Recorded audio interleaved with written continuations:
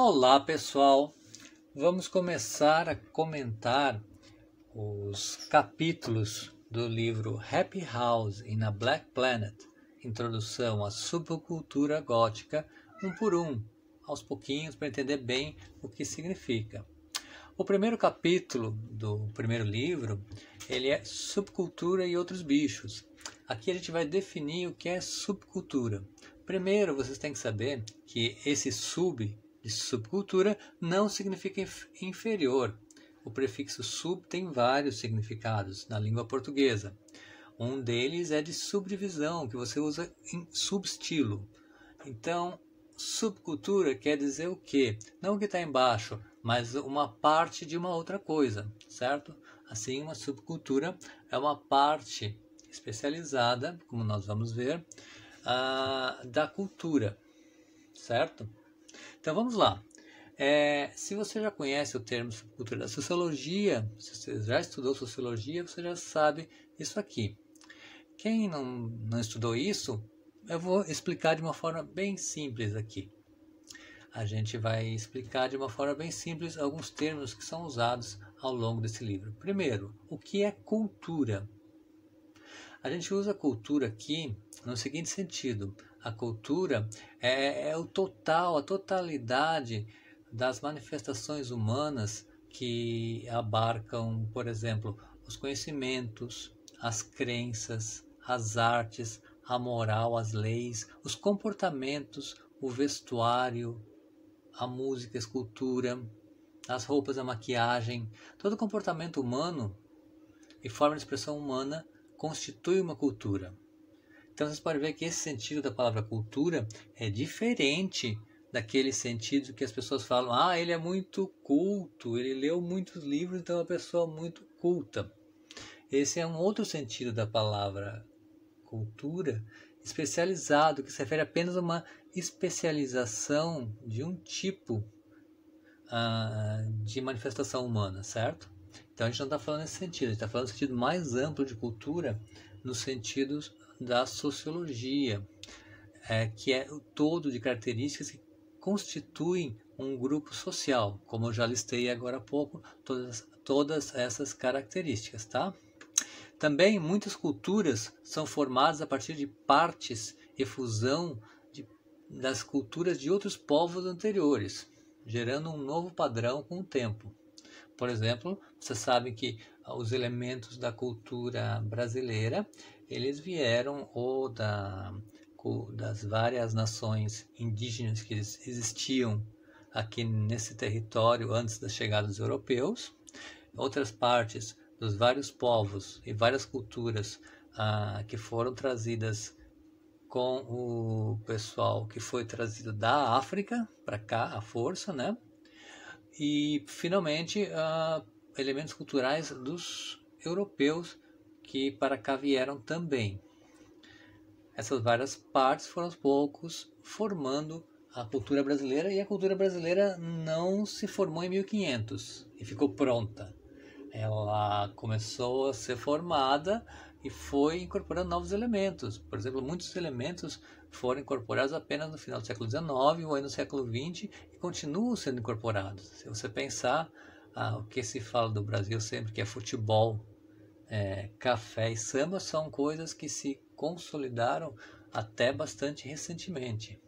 Então a gente não pode dizer que, por exemplo, um brasileiro de 1800 é mais brasileiro que o brasileiro de hoje porque era um brasileiro sem as inovações. Não faz sentido. A cultura é um todo vivo que continua incorporando elementos que são modificados da sua fonte original, certo? Da mesma forma, as culturas europeias pegaram esses elementos de outras, as culturas africanas pegaram de culturas anteriores, etc, etc, certo?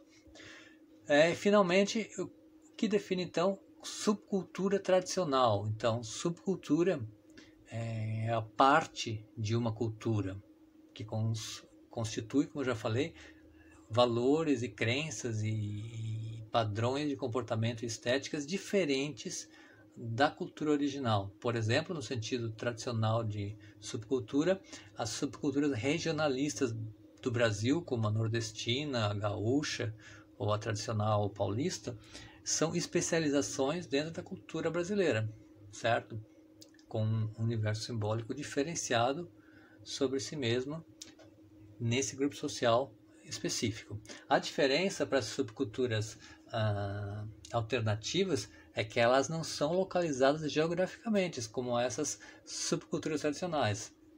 Como é que a gente diz que essas subculturas mundiais, como a gótica, headbanger, hip hop ou punk, são diferentes nesse aspecto? Elas não são localizadas, elas são então translocais ou globais, de outra forma. Mas translocal é uma palavra melhor porque diz que ao mesmo tempo ela é local e ligada a uma realidade que é não local e não material, não presencial, certo? Assim, com a industrialização, urbanização e globalização das informações, a situação das culturas mudou bastante, principalmente na segunda metade do século XX. E a partir do surgimento de métodos de comunicação não presenciais, como a radiodifusão, a televisão e depois a internet. Assim, a gente tem um cenário em que as zonas urbanas industrializadas permitem a formação de novas culturas muito diferenciadas. Então, o surgimento das subculturas no século XX depende de um momento histórico, tecnológico e cultural específico. A gente tem o surgimento das subculturas no século XX após a Segunda Guerra Mundial, especialmente as subculturas como as entendemos hoje. Surgem os zoot-suiters, certo? Os beats, os mods, os skinheads, os hippies, os beatniks, glam rockers, punks, góticos e muitas outras subculturas depois, certo? É basicamente isso. O modo de formação das subculturas é basicamente o de bricolagem. O que é bricolagem? Uma subcultura não é determinada no sentido de evolução biológica que a gente tem, que é uma coisa que uma origem determina o que vai acontecer depois. Não. A bricolagem subcultural é uma coisa ativa, né? Você vai ter um grupo social que seleciona de outras culturas anteriores os elementos que vão servir para construir a sua narrativa sobre a realidade. Isso a gente chama de bricolagem subcultural, que é o que as culturas tradicionais fazem, né? É a montagem de um novo jogo, digamos assim, usando um termo da sociologia, né?